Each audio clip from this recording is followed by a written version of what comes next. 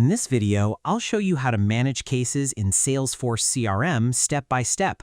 To begin, navigate to salesforce.com and make sure you're logged into your Salesforce account.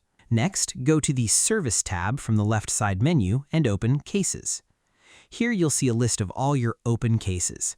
From this page, you can perform several actions, including changing the owner, merging cases, assigning labels, editing cases, or deleting them.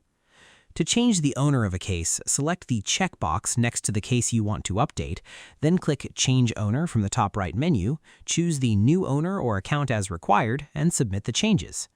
If you want to merge cases, simply select two or more cases by checking the boxes next to them and then click Merge Cases.